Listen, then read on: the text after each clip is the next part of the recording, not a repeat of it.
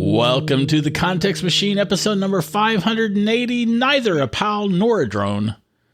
I'm your co-host, Bryan Chaffin. That joke never gets old. Still funny, I'm Jeff honey. Gamet. Still funny. Yeah, I'm your other co-host. And as a reminder, contextmachine.io is up and running. That's exciting. You can also Maybe use... you should go chase it and catch it. Wow. And that's this week's show. Wow. Thanks for joining us. Wow. Anyhow, you had more stuff to say. Some Owen Wilson chiming in on this one. You can also use contextmachine.io to reach out to us, or you can use Twitter at contextmachine. Also, today's episode is sponsored by ZocDoc. And Jeff's going to tell you more about them later in the show. It's very exciting. All right, we are talking about TV today. We're going to nerd out. Cool. Yeah. Yeah. Where do you want to, which one do you want? Let's start with Picard. We're going to talk about Picard, and we're going to talk about Strange New Worlds. Yeah. Okay. Everyone, right now, spoiler alert. This is going to be a spoiler-filled show. So if you've not seen the last episode of Picard or the first episode of Star Trek Strange New Worlds, pause, go watch them, and then come back. And it's okay. We'll be here waiting. We'll be ready for you when you get back. Yeah, definitely. And don't even chance it. Just don't listen if you don't want spoilers, please. We don't want to ruin anyone's, watching experience, but we do want to talk about it. And it's been, I don't know, what is it, half a week? No, it's like a week and a half, right? We waited a whole week. So there would be enough time for people to watch everything before we dropped a spoiler bomb episode. Right. And actually, you're right. At this point, it really is pretty much a week and a half. Yeah, that's what I was thinking. It came out last, I think, Tuesday? Wednesday or Thursday. Something like that. Regardless, we're going to talk about some spoilers, particularly in Picard, because the things we want to talk about are specific to, they're spoilers. For me, at least, for Strange New Worlds, I'm going to talk at least more in generalities. It wasn't a spoiler specific thing that made me want to talk about them. Regardless, we don't want you listening if you don't want to hear spoilers. So we're beating this horse until it is dead and no longer winning, and maybe is hairless too. So yeah, don't listen. And let's see here. Well, I can't get that image out of my head. You are welcome. Picard, by the way, is part of the Star Trek franchise. It's both of these shows are on Paramount Plus. I think they're only on Paramount Plus. No, it turns out that at least Strange New Worlds is on which service is it on? It's on a separate service? Not on TV? Yeah, it's on a separate service. It's showing up. It's one of the ones that just streams old TV shows all the time. And they're dropping Strange New Worlds in between episodes of Next Generation. Oh, I can't believe I can't remember the name of the network. Dave Ginsburg from In Touch with iOS told me about it. Okay, let me see if I can't make some sausage and do some searching. It's on Paramount rebranded. Well, I'm not finding it. Anyway, I believe you. It's somewhere else. So it's on Paramount Plus for sure. That's where I'm watching it, at least. That's the easiest place to watch it because you can actually find it. Right. Yeah, fair enough. Yeah. That seems to make sense. So let's see here. We're going to talk about Picard. Picard follows Picard, like essentially the same amount of time that it's been in real life since TNG, or maybe since the last TNG movie. Since the last movie. Right. And this is a series that I have loved. I loved getting the sort of broader look at the Star Trek universe, some more of the culture stuff, which is one of the things that I actually liked about Discovery's third season was seeing like more of the future universe, I suppose. In that particular case, it's just too bad that show sort of ran off the rails, in my not at all humble opinion. Picard,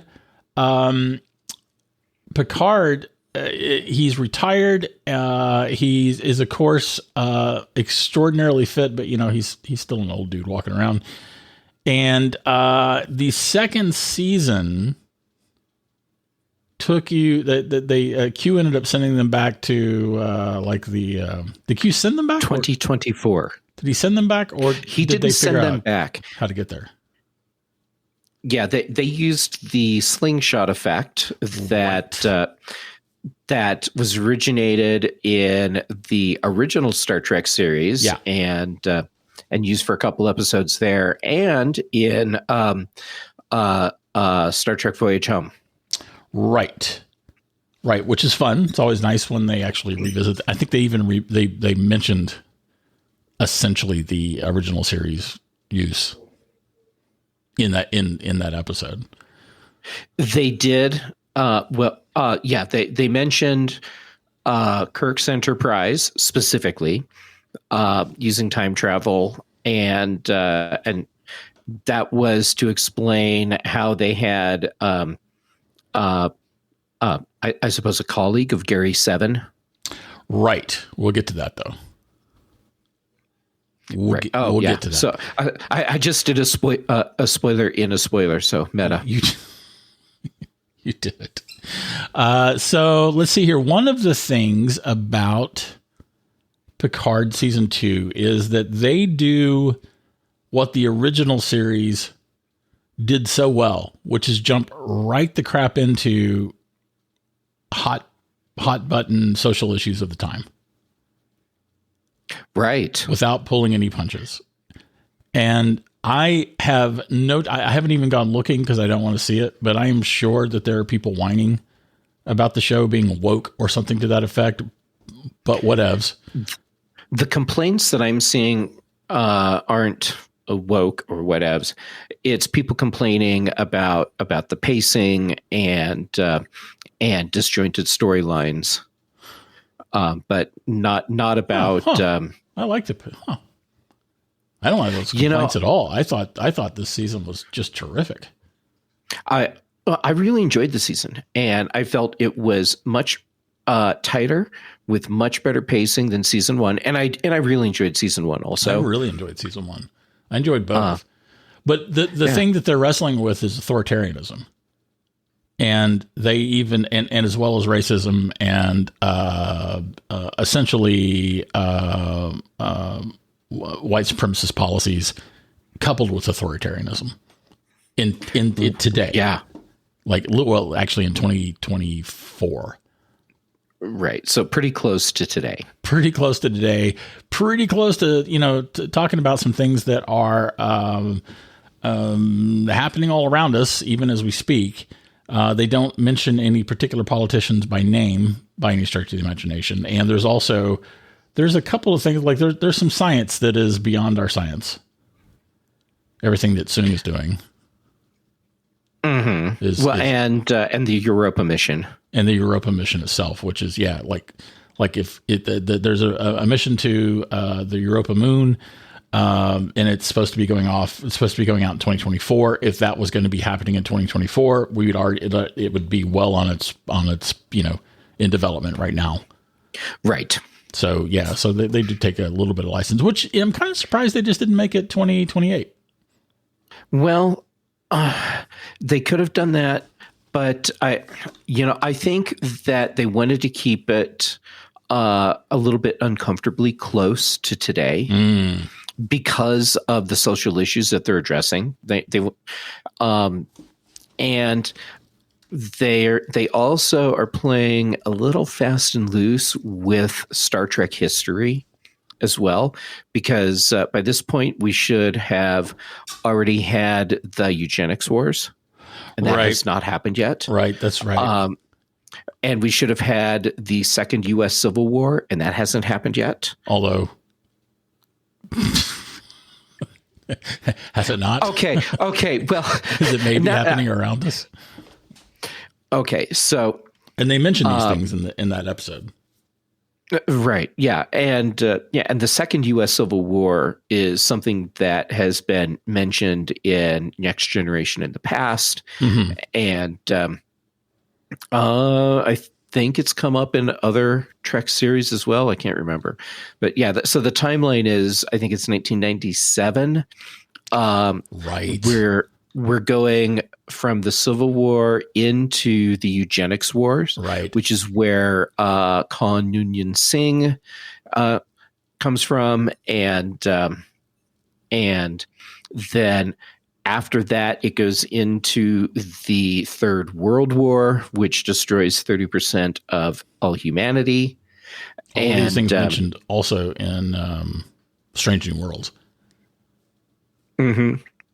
Yeah. So they're playing with the timeline there, and which makes sense because when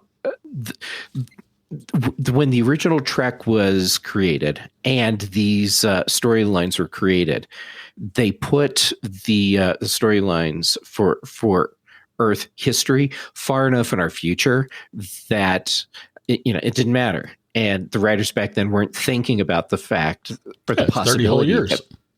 Yeah, people weren't thinking back then that we'd be still watching Star Trek in the 1990s and beyond.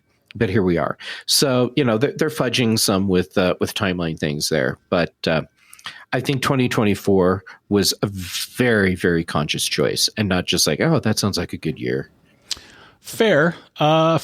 So I would also like to point out that the original series, when we talk about the original series touching or dipping into the hot button social issues at the time, you've got Let That Be Your Last Battlefield that looks directly at racism and the preposterous basis of racism, and as well as doing things like the first interracial kiss on TV, not to mention having an African-American in a, speaking in a command position in a starring role on the show. Like these were really progressive things for the time, extraordinarily progressive. And I mean, and there were protests back in the day, especially in the South. So yeah, good stuff. Yeah, it's I'm glad that Star Trek has continued to be a franchise that addresses current social issues. Yeah. I am too, and I like the way Picard did it. I like the way Picard showed authoritarianism and the way taking an authoritarian bent changed the timeline so that the Federation became essentially an empire, a racist empire, hell-bent on subjugating all alien species all across the galaxy. And they were doing a pretty good job of it. Right. Okay, so let's actually get to this last episode for why. I enjoyed the whole season, but when we got to the last episode, I was just like, oh my God, that's awesome. And let's start with first of all, actually, let's start with the fact that older John Delancey looks awesome. John Delancey has aged very well. Very, very well. If you're listening, Mr. Delancey, good job, sir. Very, very good job. I like the interactions with Q, between Q and Picard in the last episode. Patrick Stewart and John Delancey have great chemistry. They really, really do. Yeah, the especially in the scene where it's the two of them sitting in the would that be like an arboretum room or a solarium? Or solarium? Yeah, it's a solarium. That scene, the two of them having their discussion about what's going on and why. That was just like really, really well done. It was really well done. The whole Q arc, I really, really enjoyed. And the way it was brought home from Q essentially seeming like he was punishing Picard to actually helping him deal with something was great. Yes. And I loved that instead of making it part of some galactic crisis, It was just about Picard. Yeah, just about Picard. And dealing with his personal issues. Yes, his family issues that have been, I think, so well sprinkled throughout all of the TNG related content. Yeah, it's okay. So here's one thing that bothered me about that in this series. Okay, why was his brother never mentioned?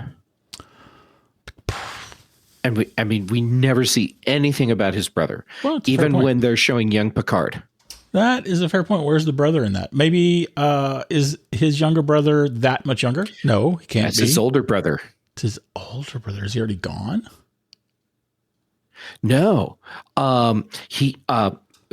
We know from the episode that follows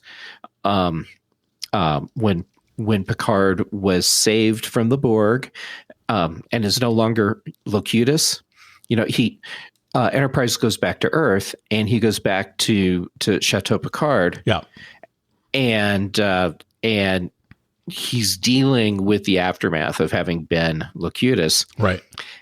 And his brother talks about how he always had to be the one to watch out for Jean-Luc, and oh yeah, so that's weird. That's weird. Yeah, and he resented that he was the older brother, and he had to take care of Jean-Luc, and he was always in his younger brother's shadow. Right. Yeah. So very, very well. That is a strange thing, but I will go ahead and suspend my disbelief and accept it, because what they did give us was great. Right. And I kind of like that Gaius Baltar is Picard's dad. How awesome was he?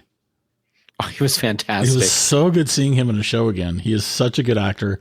He is so commanding, his presence. So yeah, having him be Picard's dad was just absolutely fantastic. Just fantastic. Mm-hmm. Just fantastic. So say we all. So say we all. Yeah. Yeah. Good stuff. Good stuff there. All right.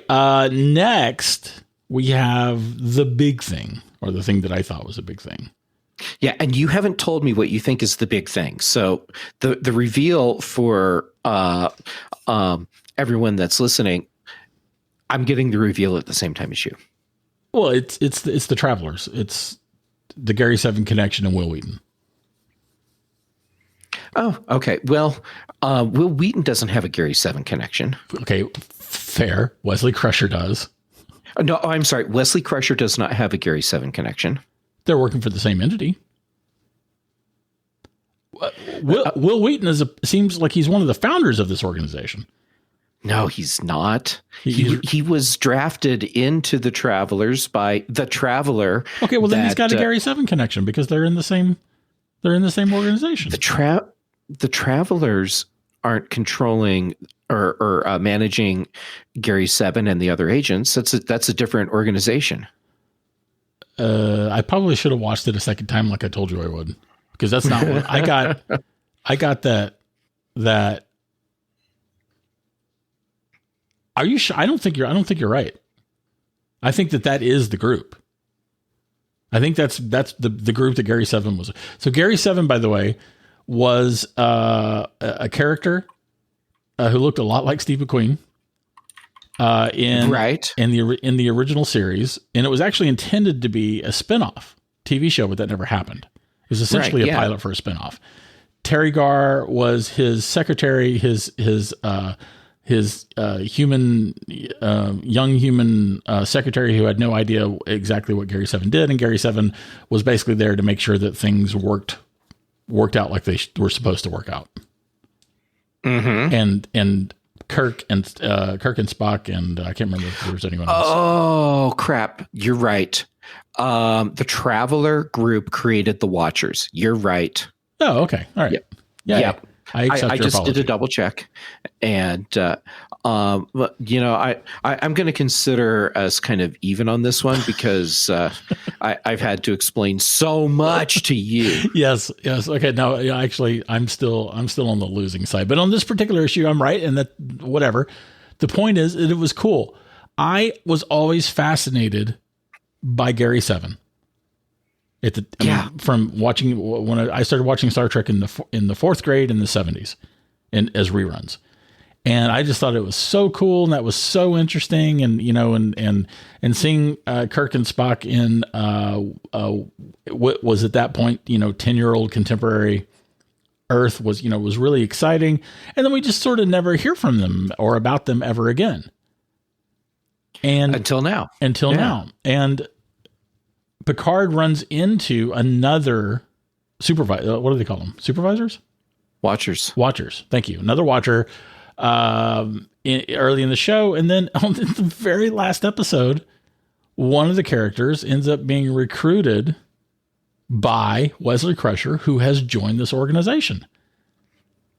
Mm-hmm. That was so cool. I loved seeing that. That was really cool. And I know from reading some things that the writers just really wanted to find a way to bring Wesley Crusher back. And so they crafted this whole scene just so that they could have a Wesley tie-in. And while I've seen some people say, "Oh, that's stupid and gratuitous," I actually really enjoyed it. I loved it. I thought it was terrific. And it also dealt with that character. Yes. Yeah. And when Wesley left with the Traveler in Next Generation, and that would be after the whole thing with the Cardassians trying to annex the planet that Native American tribes had colonized. Anyhow, off they go, and we don't know what's happened to Wesley after that. Although we do have the weird thing where he's suddenly in a dress uniform for Riker and Troy's wedding in the one movie, and it's just not explained, and it's so weird. But anyhow, we finally get a real explanation, and it's just so cool to see Wesley as a traveler, and he's out there doing cool stuff.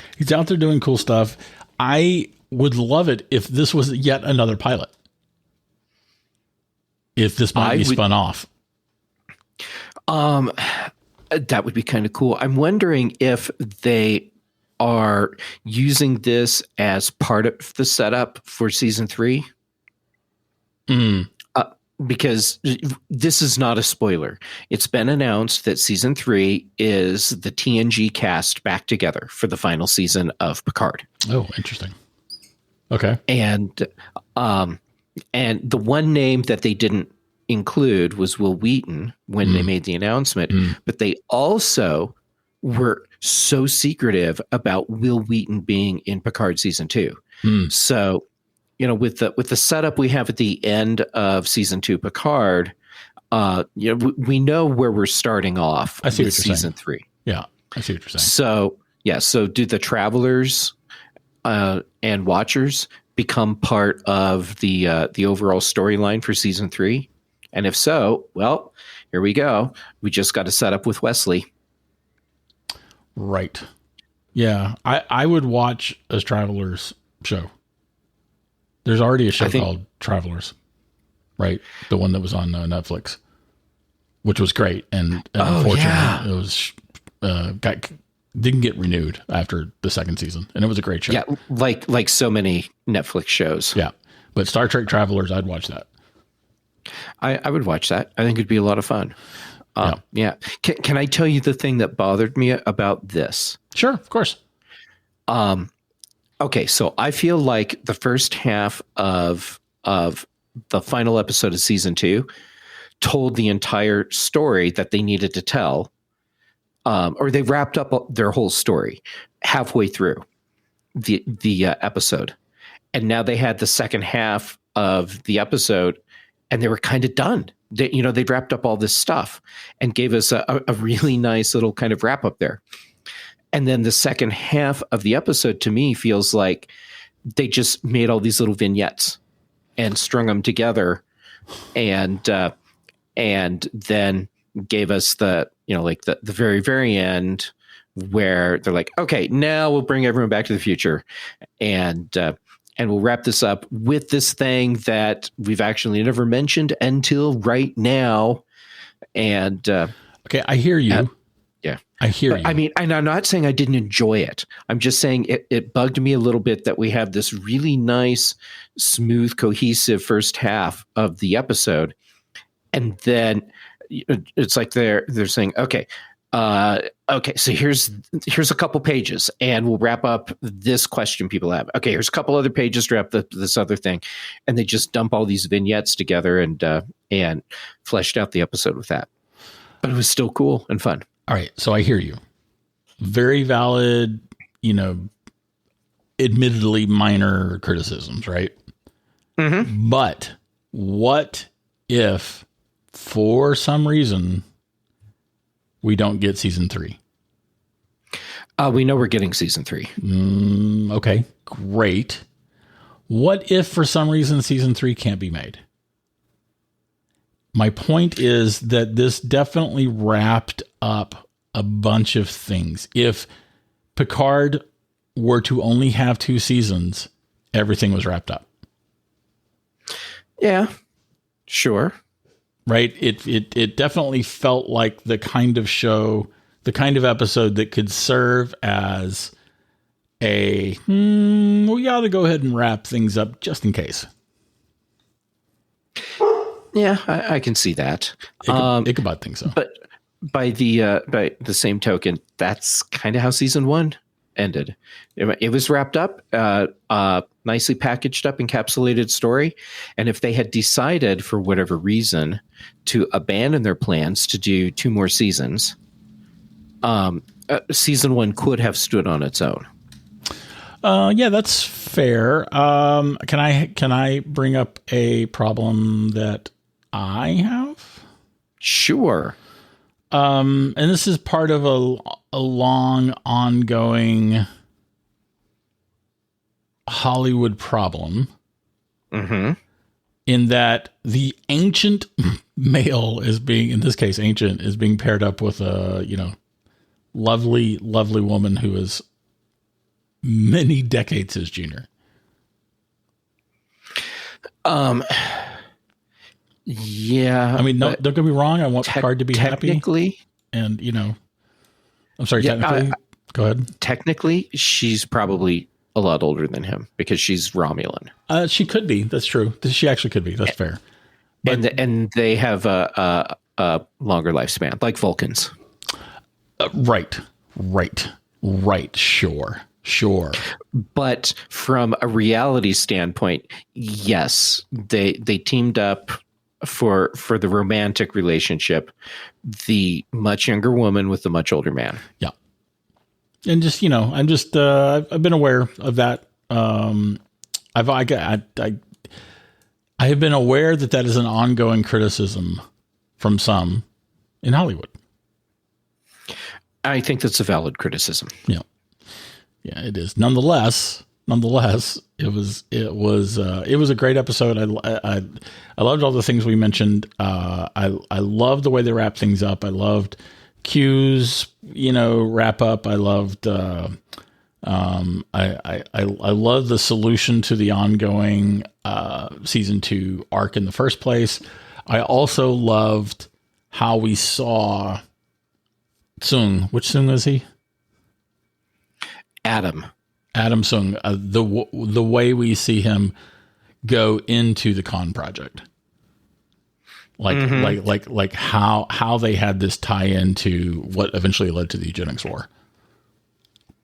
Yes, and it's actually a really nice setup for a couple episodes of Star Trek Enterprise. Because for the now discontinued Star Trek Enterprise.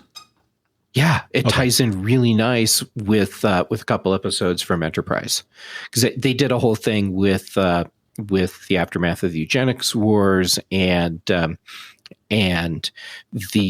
surviving genetically modified embryos separate from Khan's escape ship, and another descendant of Soong, and of course that person's played by Brent Spiner as well. Right. Yeah. Right. All of which is good stuff. So great episode, great series. If you haven't watched it and you have any interest in it, please, we recommend it. Please let us know what you think about it. You can reach. Sure, I understand. Thank you, Siri. I appreciate that. You can reach out to us. Of course she doesn't understand. Of course she doesn't understand. Yeah. You can reach out to us on Twitter at Context Machine, or you can reach out directly to me at GeekTells. That's TELLS. And Jeff, where are you? I'm sitting at my desk. Oh, wait, no, I'm at Jay Gamut on Twitter and Instagram. Jay Gamut. That is excellent. Do you want to tell us about ZocDoc? I really do. I've been champing at the bit for the entire episode so far to talk about ZocDoc. Excellent. Okay, so here's the deal. You need a doctor. We all need doctors. The problem is, how do you find the right doctor for you? I mean, you know what you want in a doctor. But the problem is, how do you find someone that fits the criteria that you have for what you need and what you want? Well, it turns out that the people that created ZocDoc have had the same problem, and they decided to find a way to actually make finding the right doctor and getting an appointment with that doctor set up. And so that's what ZocDoc is all about. So the deal is, it's a free app that shows you doctors who are patient reviewed and take your insurance and are available when you need them, which is fantastic, because otherwise, I mean, what are you doing? You're going through websites trying to find the right doctor. You're asking your friends, and maybe they have good suggestions or maybe they don't. But why not go and use something that's designed to give you exactly what you want? So that's what ZocDoc is. Now, here's what you can do. Go to ZocDoc.com/ACM and download the ZocDoc app for free, and then start your search for top-rated doctors today. And many are available within 24 hours. That's ZocDoc.com, ZocDoc.com/ACM. And thank you to ZocDoc for being our sponsor. Indeed, we appreciate it. We appreciate all of our sponsors. And I appreciate coughing. Yeah, that's actually a wonderful thing that humans are capable of doing. It is. There's so many of us that haven't died because we can cough. That is fair, and thank you for covering for me, Jeff. I appreciate that. Now, Strange New Worlds. Yes. This is Christopher Pike, Captain Pike, on the Enterprise. I don't know what I maybe you know the specifics, but I'm guessing 10 years before James T. Kirk. It's about 8 years, but yeah, that's pretty close. 8 years before. Interesting in that William Shatner was I think 38 or 39 when he started the show, the original series. And there's and like Samuel Kirk, who is James T. Kirk's dad, brother. Oh, it's his brother. Oh, George Samuel Kirk. That's his brother. Of course it is. Thank you. So once again, I am in the losing end of the corrections. Do you remember the episode where they have the pussy salami things that get stuck on their backs? Yeah. Okay, so that's the planet that Sam Kirk eventually ends up on, doing the same kind of stuff that he's doing on Enterprise after xenobiologist. This point in the series, timeline wise. Yes. So at least 8 years in the future, probably closer to 10 at that point. Yeah, that makes sense. Sam Kirk is on that planet where those parasite things suck onto you and drive you crazy and then kill everyone. And when Enterprise gets to the planet, because they've gotten the distress call, they find Sam Kirk is dead, but his so Sam Kirk's one of his sons and his wife, they're alive, but they've been infected, and so we know the death of Sam Kirk ahead of time. I guess we do. Yeah. And interesting. And of course, again, maybe folks that actually pay more attention to things knew this ahead of time, but it was mentioned like at one point in the episode, Spock just says there's a new guy named Kirk. And I don't know if we were expected to think it was James T. We were expected to think it was James T. Kirk. But it was. So early in the episode, right after Pike gets back on the Enterprise, before they leave to go save number one, Pike and Spock are talking about the new assignments to the Enterprise, and Spock mentions that the Lieutenant Kirk that Pike had requested be assigned was on board. Right. Okay, so we have Ethan Peck as Spock. We have Anson Mount returning as Christopher Pike. He played Christopher Pike in Discovery. Right. For a season or so. I love him. I love watching him on screen. I think his posture is very commanding. Oh, absolutely. I mean, I believe him as Captain Pike. I absolutely believe him as Captain Pike. I think that Ethan Peck is one of the better Spocks that we've had. I think he is a great Spock, and he's in an interesting place where he gets to play Spock before we really knew who Spock was. Yeah. And so he was also younger Spock. Oh, I thought he was fantastic in Discovery. And I continue to like him in these first two episodes of Strange New World. So here is a thing that this episode helped me understand about myself. Okay. All right. I did not enjoy Voyager. Okay. I did not enjoy very much Deep Space Nine. I like Deep Space Nine more, but I didn't love Deep Space Nine. Mm-hmm.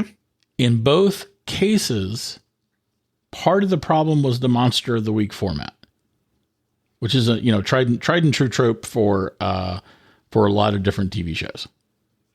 Yeah, and like season 1 of the original series, it was kind of a Monster of the Week sort of show. Well, and it stayed that way. Yeah, it did. So yeah. Here's what Strange New Worlds helped me understand. Okay. It is a Monster of the Week show. And I'm loving it with the first two episodes. And I loved TNG and I loved TOS. And the thing that this show helped me realize is that the Enterprise under Pike has the same mission that Kirk's Enterprise did. It's to go out and explore, find things. Mm-hmm. So meeting a Monster of the Week makes sense. With Voyager, the Monster of the Week was essentially merely a vehicle to have reasons to have episodes. Because they're not out seeking, they're just trying to get home. Yes. And as they're trying to get home, they, lo and behold, they encounter a new Monster of the Week. Until it became just the Borg. And I'd already tuned out. The same thing with Deep Space Nine. The Monster of the Week comes a visiting. Right? Every week we've got some kind of new visitor because it's a space station and it's, and it's so contrived. I mean, don't get me wrong. All TV is contrived to some extent. The point is to tell, some kind of dramatic story. And I get that. But there is something that sits better with me personally with encountering a monster of the week because you're out exploring, as opposed to it coming and visiting. Okay. I can appreciate that. I don't know that actually makes any sense, but it finally clicked with me. Yeah. And that's okay. And, I like how they're doing the format with Strange New Worlds, because it is encapsulated stories each week. Right. And I think that's been kind of missing for a while. Yeah. Do you want me to give you some insider? You know me. I've been so into Trek for so long that I can pick up on stuff that they're dropping in these episodes without telling you they're dropping something. Okay, sure. Okay, so first episode, before Pike goes back to the Enterprise, he's having his existential crisis, and he's out riding his horse in the snow in Montana. Beautiful shots. Beautiful epic shots. Yeah, and just total side note here, the place that he's at, because I forgot what they where they said he was, but they actually put it on the screen. It was Wyoming or Montana, one of the two. No, it's a specific place in Montana that he's at, which is not that far from the specific place where Zefram Cochrane invents warp drive. But anyhow, so the thing is, Pike is out riding his horse, and here comes a shuttlecraft, and it lands near him.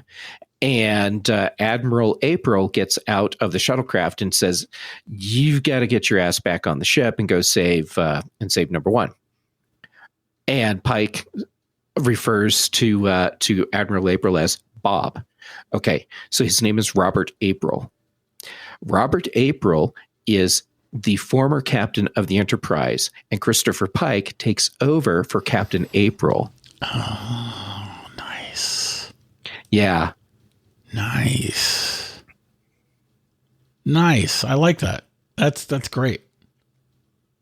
Yeah, I thought that was really cool, the way they tied in Captain April. And the only time we've actually before now seen April was in an episode of Star Trek the Animated Series. Oh, interesting.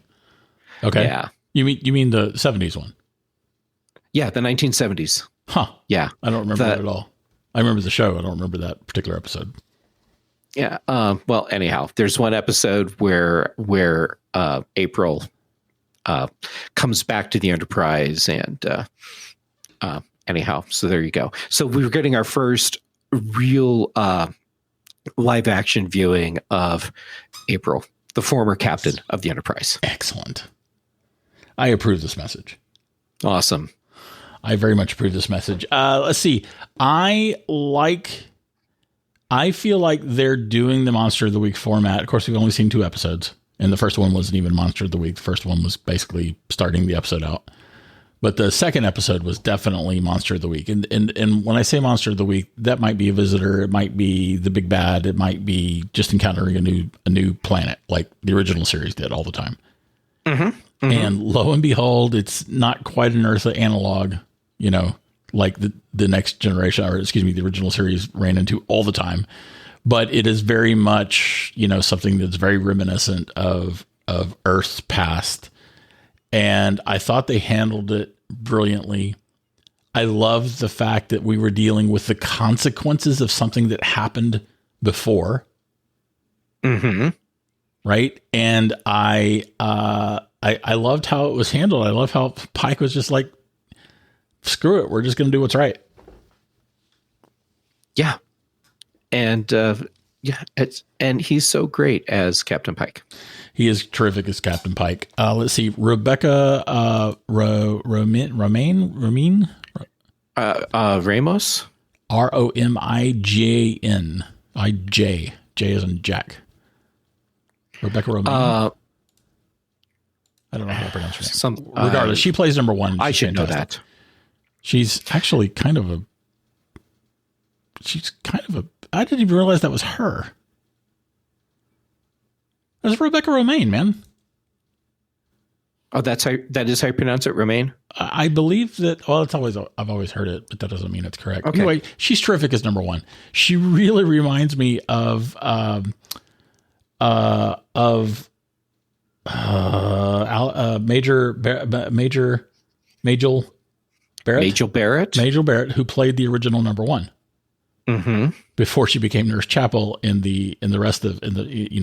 the pilot. And Rebecca Romaine reminds me of Majel Barrett's portrayal of number one in the Christopher Pike pilot for the original series. Which, yeah, it's the point. These characters are supposed to feel familiar. Okay, well, you say that, and Nurse Chapel does not feel familiar at all. She's goofy and playful and irreverent. And she's not even Starfleet right now. She's on a like an exchange program thing. So she's a civilian what is it, genetic research specialist that is also a nurse, and she's on a temporary assignment on the Enterprise. Right. Still good stuff. Again, Ethan Peck, wonderful as Spock. Celia Rose Gooding, who plays Uhura, is also, she's a cadet. She's not even an ensign, let alone Lieutenant Uhura, which is right where we met her in the 60s. And she definitely doesn't feel familiar either, but I'm really interested in seeing her story. Yes. And I know we're talking about the pilot episode of Strange New Worlds, but I'm going to jump into the second episode just a little bit, because I've already done now it. We get to start Oh yeah. So that's all on you. You're right.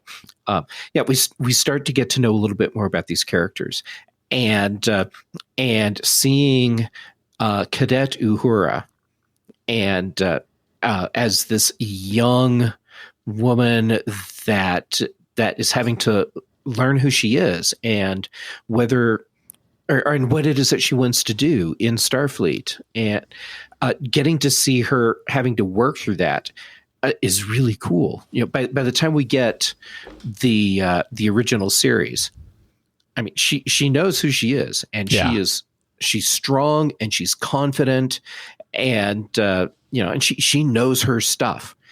And right now she knows her stuff, but she's a cadet. Like in theory. She knows her stuff, like in theory, but she has no practical application yet. Practical expertise. Yeah. Good stuff, man. I am thrilled with this show. I was thrilled with Picard. I can't wait for Picard season 3. Can't wait for episode 3 of Strange New Worlds. I think that Jeff, am I speaking for you when I say that I recommend this? I recommend both immensely. Yes. And if you feel like you've been kind of put off of Star Trek because you didn't like Picard, and I get it. Picard is a show that I feel is kind of polarizing for people. That they either tend to really like it or not. And if you didn't like Picard, don't let that stop you. Or if you didn't like Discovery, don't let that stop you from watching Strange New Worlds, because they feel very different. It's really done well. Easter egg in that episode, in the pilot for Strange New Worlds. So when number one goes to the planet, it's like Kylie 729 or 279, something like that. Their ship is left in orbit. And when the Enterprise gets there, they see the ship, and it's the Archer. Mm-hmm. Okay, so Archer is the name. Henry Archer is the man who worked with Zefram Cochrane to really develop warp drive after Zefram created the initial warp drive engine for Earth. And they were working on a warp 5 engine together, which is ultimately the engine that ends up in NX-01 Enterprise and Star Trek Enterprise, which is captained by Jonathan Archer, Henry Archer's son. So the ship is named Archer, and And there you go. Another nice little tie-in for you. That is a super nice tie-in. I like it. I like it a whole lot. Good stuff, man. How did I not realize that was Rebecca Romaine? I mean, she's a movie star. She's done a lot of stuff. Yeah, I don't know how you didn't. Did you? I don't know. Did you recognize her as that star of many other movies and shows? Yeah. Huh. Yeah. All right. And yes, I even had that moment where I'm like, I'm having a hard time picturing her blue right now. That is because from the X-Men movies. That is entirely fair. All right. I think we should cut it there, man. What do you think? I think that sounds great. Okay. Well, how does this sound? See how I did that? That is this week's Context Machine. If you have anything to comment on that or question, you can write us over at contextmachine.io. Our bandwidths are provided by Cashfly. The bass is by Boom, recorded just for this show. And ZocDoc was our sponsor. Yes, go to ZocDoc.com/ACM and download the ZocDoc app for free.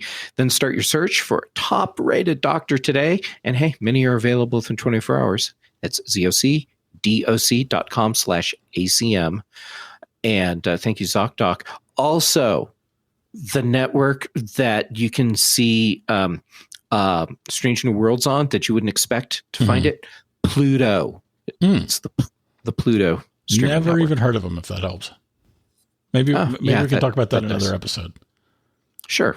All right. And on that note,